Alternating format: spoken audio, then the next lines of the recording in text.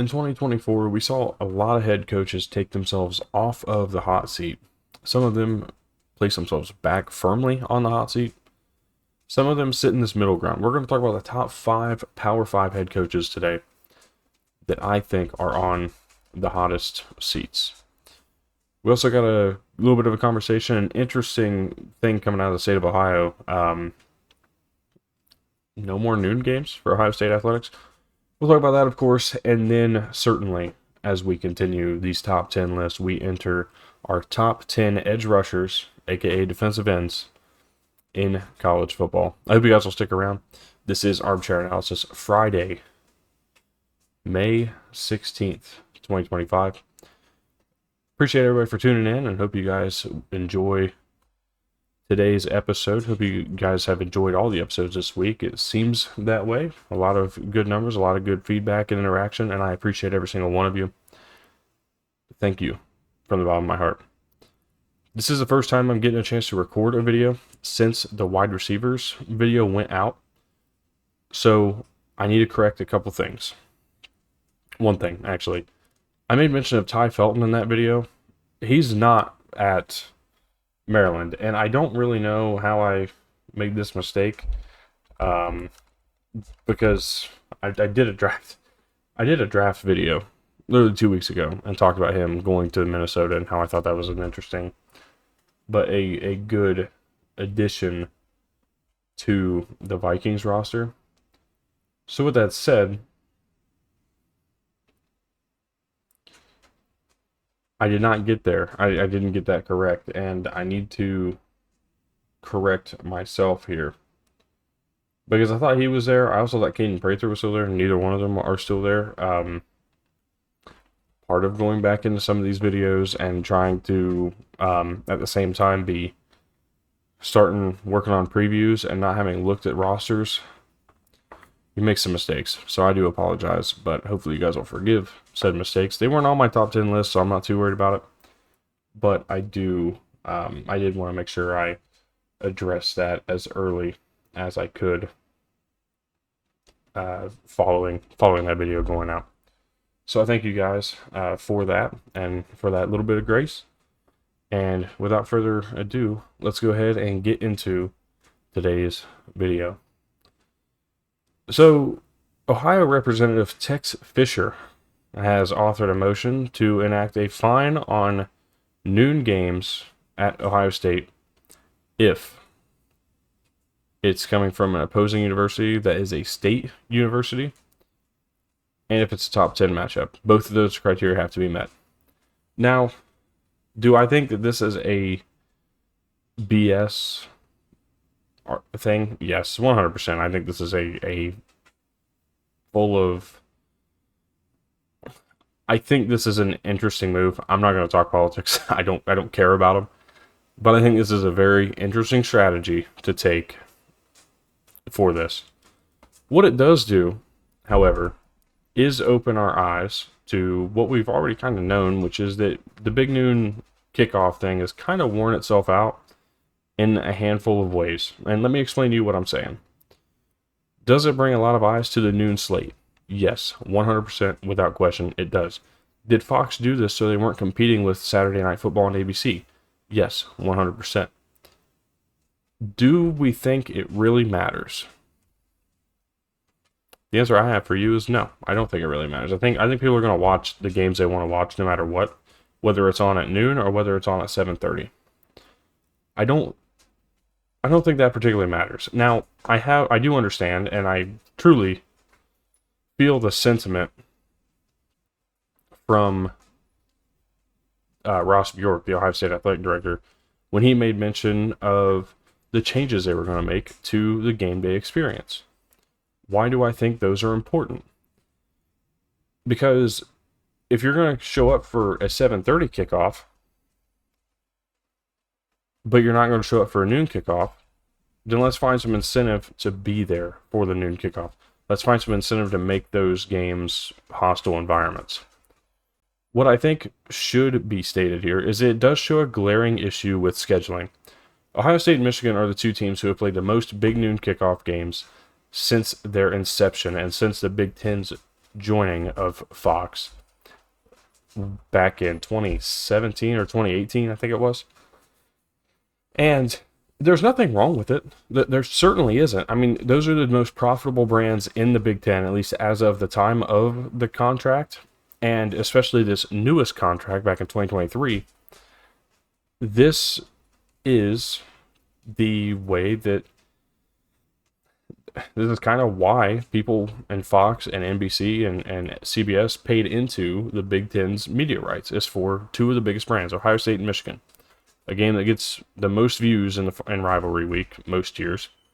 The game that gets the most, or the teams that get the most attention throughout the year. 2023, Michigan had the most ratings all throughout, whether it was because of the sanctions and the allegations, I should say, not sanctions, but the allegations placed towards the program, or Ohio State, who was, on a 2-game losing streak at the time. Last year, Ohio State, all year, a top 5 team, were on Big Noon kickoff the majority of the season. There were a handful of games they didn't play, but the majority of their home games were, in fact, played in Columbus at noon.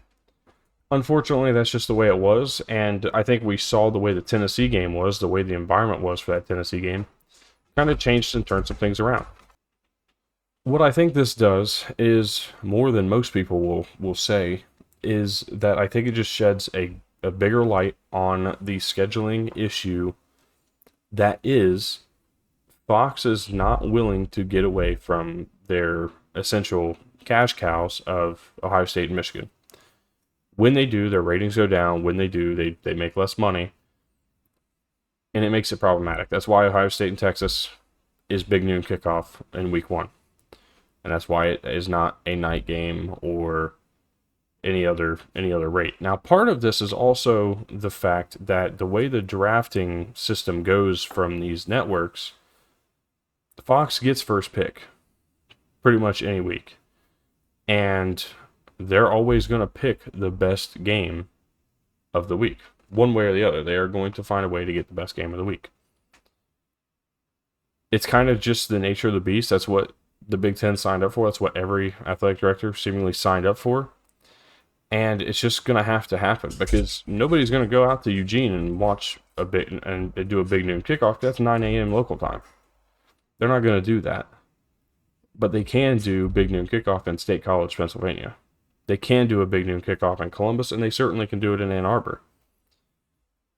It's the nature of the beast when you sign up to be a part of a broadcast team or broadcast group who enjoy having that prime time, but having that elite noon slot where it's always going to be the game of the week or the teams that people want to see the most in the down weeks.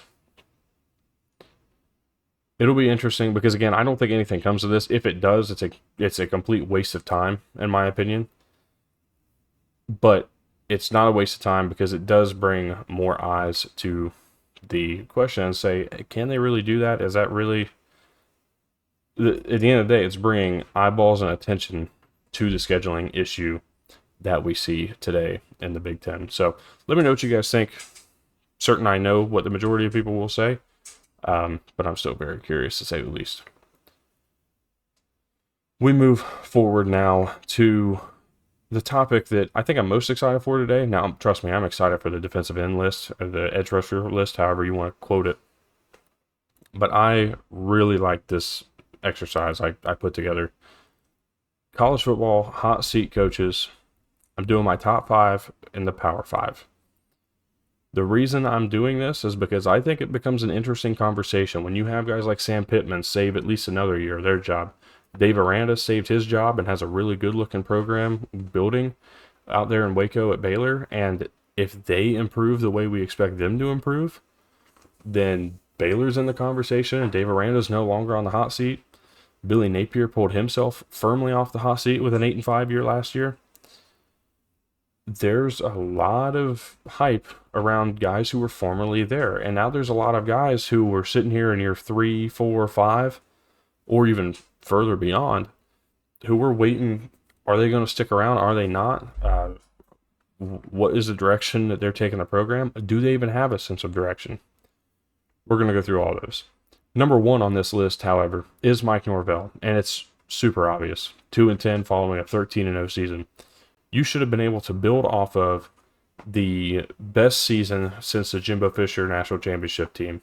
You should have been able to build off of that, utilize the transfer portal, utilize recruiting, and the advantage that it takes when you're already a school in Florida, a desirable state with a lot of recruiting talent. And instead of going and backing up 13-0 with even 10-2, 9-3, even 8-4, I guess would have been somewhat acceptable. You turn that around and you go 2-10. And it wasn't like you didn't make transfer portal additions. It wasn't like you didn't do some different stuff. You went 2-10. Outright embarrassing. The entire program is embarrassed. And now they have to sit back and say, okay, well, you went 13-0, yeah, but you follow that up with 2-10. How are you going to improve it this year? And I'm going to tell you right now that the transfer portal, they didn't work. They didn't do what they needed to do in the portal this year.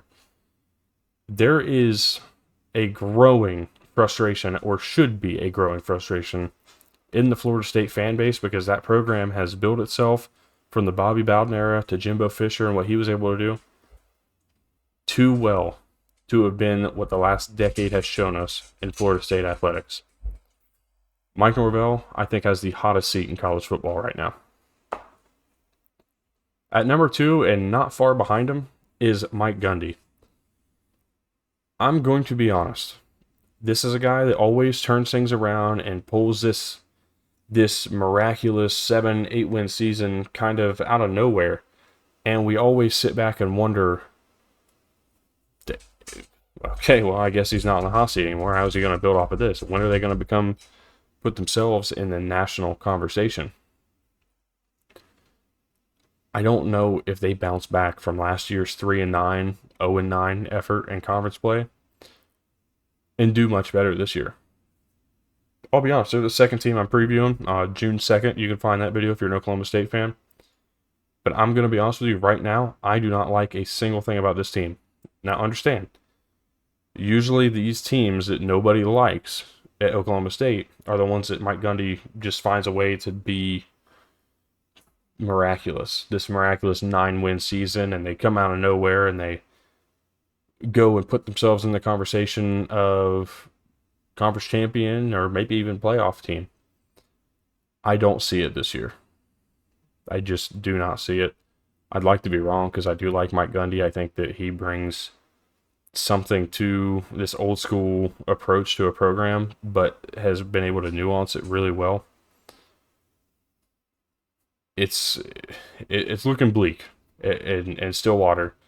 And I don't know that he'll ever be fired from Oklahoma State, but I don't know if you can go 3-9 again, or really anything under 5 wins.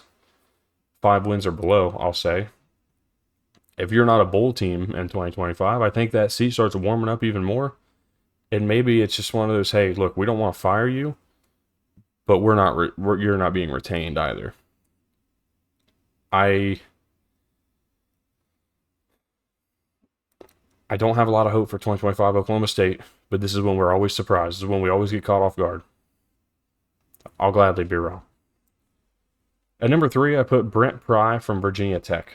We have seen this Virginia Tech program on paper improve year over year under Pry's leadership.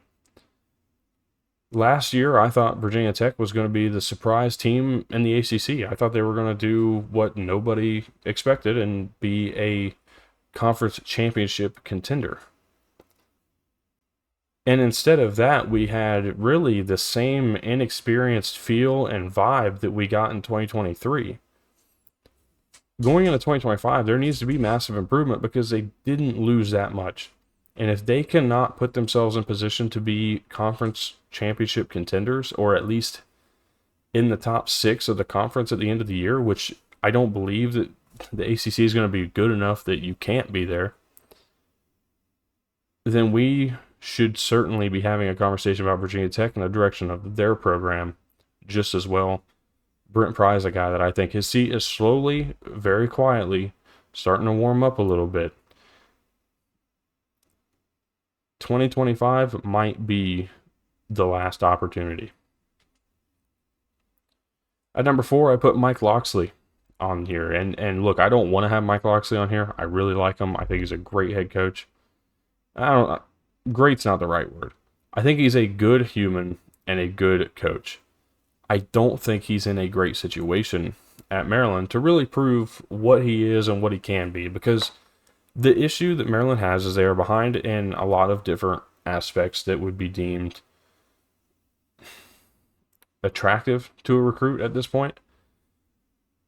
They've kind of had this steady deflation year over year.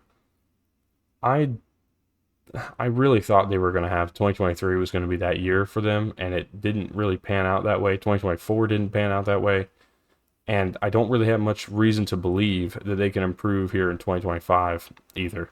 If they do, fantastic. It changes our question marks. But for right now, I think Maryland's probably, Mike Locksley specifically, is the most uncomfortable coach right now in the conference. And I think David Braun's probably warming up a little bit, especially after the way they regressed last season. Luke Fickell might be getting there too. But other than those three, I don't know that there's anybody who's particularly just on the hot seat who hasn't already been replaced.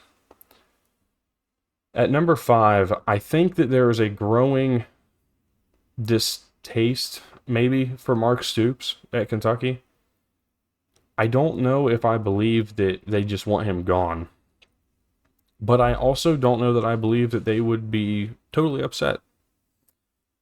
This is more of a feel than anything, because I think Jeff Lebby is going to get at least another year or two to really prove what he can do. I think he's at least getting through 2025, and 2026 will be the decision-making year for Mississippi State, because their issue is they just need to give somebody a chance to create an identity for this program, because what they lost in identity from the passing and unfortunate passing of Mike Leach was kind of the direction they wanted to go, and they didn't do themselves any favors in the hiring process in 23. They gave Lebby an opportunity.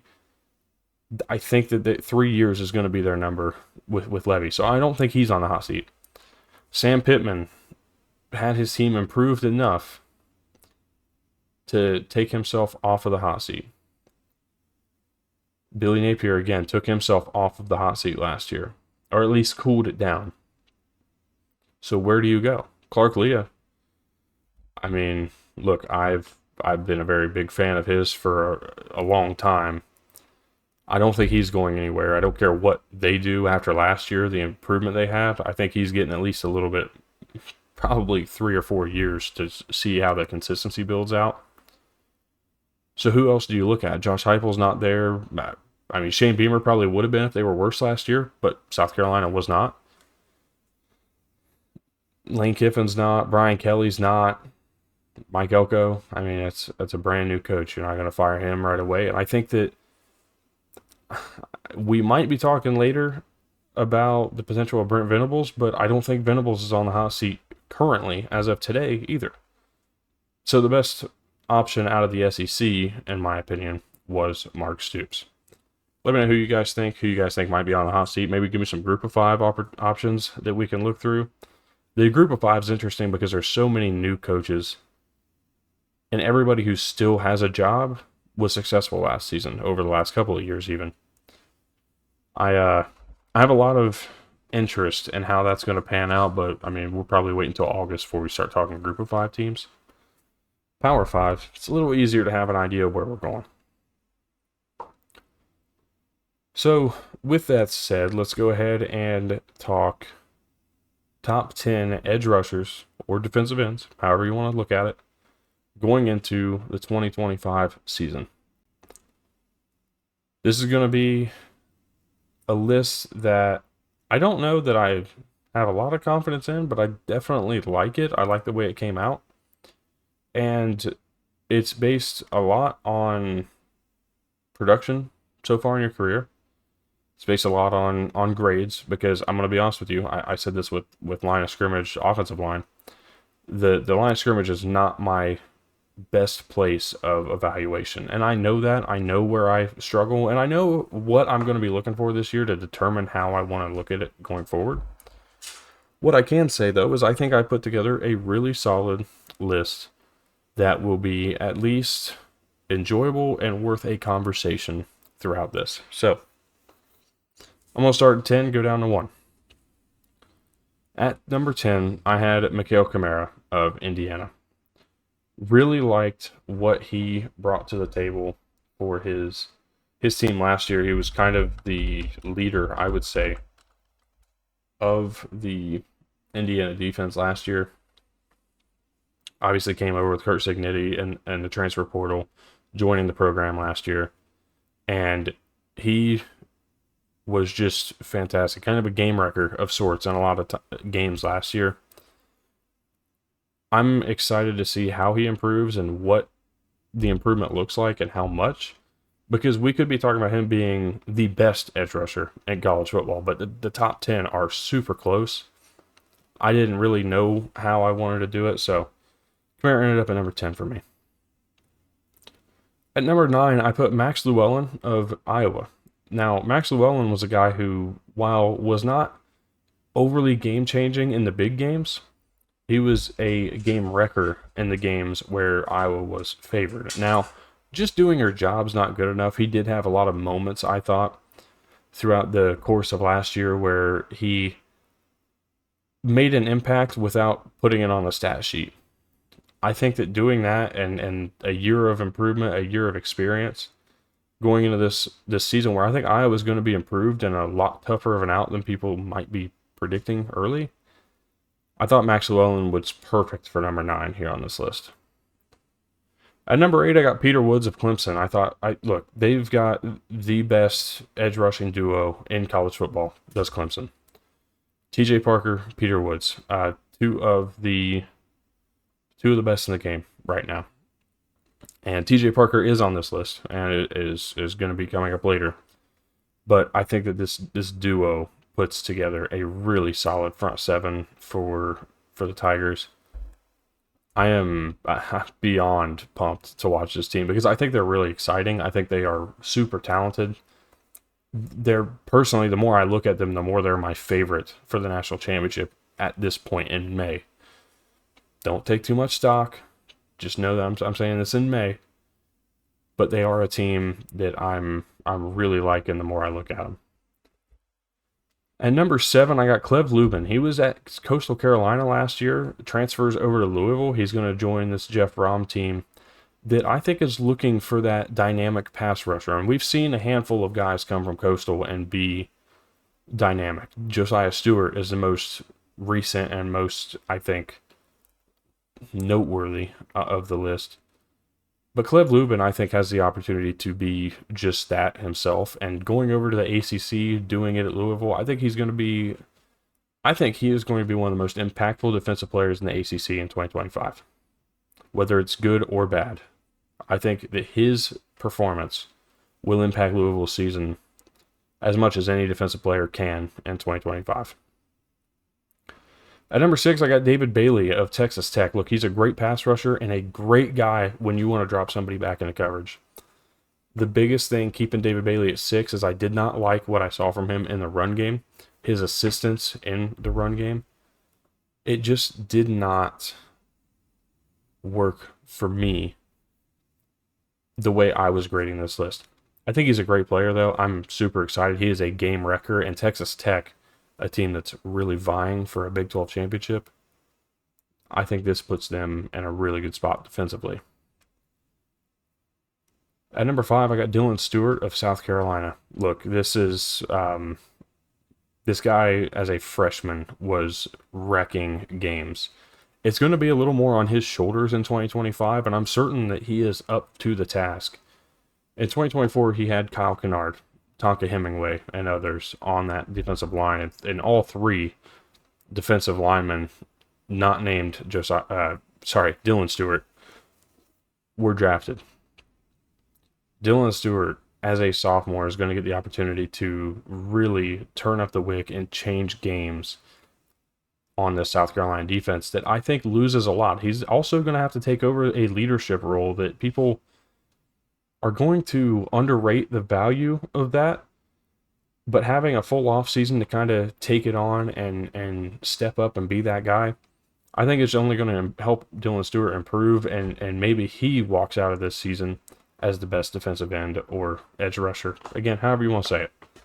I know I keep like going back and forth between the two. They're interchangeable to me. A defensive end, edge rusher, I mean, they're both anymore in the game of football are essentially a linebacker, D end, or defensive line hybrid. Can do pretty much anything on the field. They're as athletic as they come. So call them what you want. At number 4, I got Eric O'Neal of Rutgers. Now, he's transferring in from James Madison. I think that, look, first off, Rutgers hit the portal hard for edge rushers, for pass rushing talent, because that was arguably their biggest deficiency on the entire roster, was the ability to get to the quarterback and make things difficult, especially in their big games. But you bring in Eric O'Neal, you bring in Bradley Weaver, and a transfer from Ohio University. These two guys are going to pair up and I think be really stout coming off the edge again. They bolster up the interior defensive line and just really overall the front seven. Rutgers is making a play to just be this pesky team that they've really been under Greg Schiano for his entire career as both tenures. But the biggest thing is that they are now a team that are trying to say, hey, look, we have the size and we are building the talent to play on the same field as Ohio State, Michigan, and keep it within 10. This is no longer the Rutgers team of 2014, 2015, where maybe you go 2017. I don't know. I'll go 2017. It's no longer Rutgers of 2017 where you go in expecting to put 70 on them. This is a Rutgers team that you go in, and if you're going to Piscataway, you're nervous, and if you're playing them at home, you hope your crowd's behind you because they can put themselves and they can keep themselves in a game without any question. It'll be interesting to see how they transition without Kyle Monangai and everything offensively. But defensively, I really like the way they're setting up. At number 3, I put Joshua Josephs of Tennessee. Look, I think that Tennessee is a little underrated in how good they've been defensively over the last couple of years, and I don't think they've been great by any means. They're not a team that jumps off the page like, man, if you're a young player, a high school player, you need to go watch Tennessee. I'm not saying that, and I don't think I will be saying that in 25 either. But Joshua Josephs, if you are a defensive end, linebacker, kind of shuffling or trying to determine where you want to be, I think that he's a guy that you should try to check out and see what you can take from his game. I think he's a top 3 player, clearly, at the position. And again, I think he's another guy, kind of like Dylan Stewart, who going to have an opportunity to step up into a leadership role and really take control of kind of take control of keeping everybody on, keeping everybody's head in the game, I guess, keeping being, again, just a leader. Look, I'm not going to trip myself up trying to be smart here. Just be a leader that you should be, that you know you can be. Joshua Josephs, I think, has that potential and then some. At number 2, I got TJ Parker of Clemson. I absolutely love what TJ Parker's been able to do in his career and what he's going to do this year. I think that he is going to be an absolute game wrecker, and being that this entire defensive line just shapes up really well. Tom Allen comes in, and we know what he loves to do to get these guys free rushers. Clemson's defense is dangerous in 2025. They are going to be one of the best, if not the best, and it's all going to start right here at the line of scrimmage. At number 1, I got Tyreek Sapp of Florida. I can't say much more than just go watch the film. I love what Tyreek Sapp is and can be, and if the improvement, again, from last year into this year, it can be any indication, I think he's maybe one of the best defensive players in the country, let alone best defensive lineman in the country. That's if things pan out and the trajectory stays where it was last year. If it doesn't, then I mean, certainly I'll regret not putting TJ Parker up there. But I really, really like what Tyreek Sapp is. Expect big things here in this 2025 season from the Gators and certainly this defense. So with that list, 1 through 10, let's pull it back up here for you guys to get a chance to see. Again, Tyreek Sapp at 1, TJ Parker, Joshua Josephs 2 and 3, Eric O'Neal and Dylan Stewart, your top 5. David Bailey, Clev Lubin, Peter Woods, Max Llewellyn, and Mikhail Kamara, your top 10. If there's one guy I think I underrated the most, see, I think David Bailey's probably in that 4 to 6 range. If I'm maybe 3 to 6, we'll go with that. I think he could be anywhere from 3 to 6 on anybody's list. So I could say that. I think Mikhail Kamara is the guy that I might have underrated the most on this list. Being that he is at 10, he could probably go anywhere from 10 up to 4. I don't know that he's better. I don't know that I can say that I think he's better than Stewart, Bailey, or Josephs.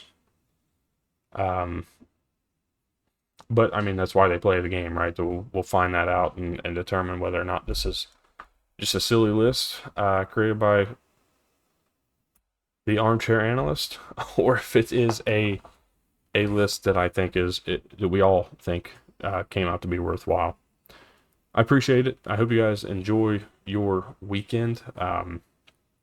We got an interesting week next week. It's not going to be just these lists, but we do have a handful of them to get through. On Monday, top 10 interior defensive linemen. We're also going to talk about the G6 teams that I like the most as of right now to make the college football playoff in 2025-2026. We'll get top 10 linebackers on Tuesday. I'm really excited for that. Don't have a secondary topic yet, but I'm sure by Tuesday I'll have something in mind.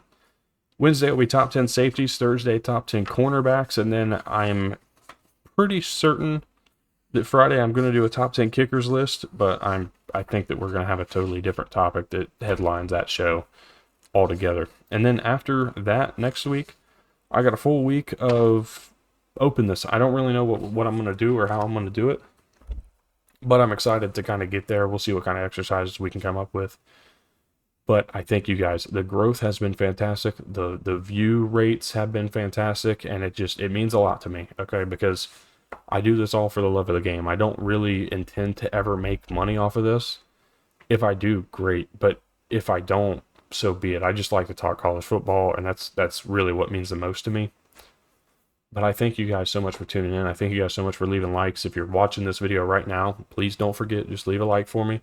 Subscribe if you're new and you haven't seen it, and if you enjoyed this video, even if you didn't love the list, but you could at least understand the reasoning and understand everything else that was portrayed in this video, please drop us up. It's free. It helps me out, and it'll help you come back to my videos later on, especially when I preview your team if you're a fan of any of the 67 Power 5 teams.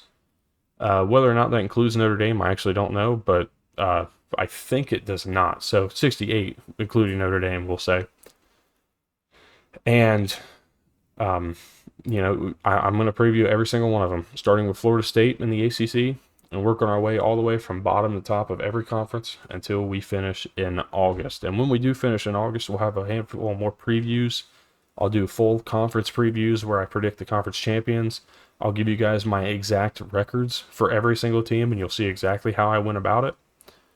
And on top of that, what you will also see there is Heisman predictions, national championship. I'll preview a full college football playoff later in August, and then we'll start our game previews as well, where we'll talk about everything. And I'm most excited. Farmageddon Week 0 is going to be one of our first games that we get a preview. So I'm just absolutely pumped. I really am, and I hope you guys are as well.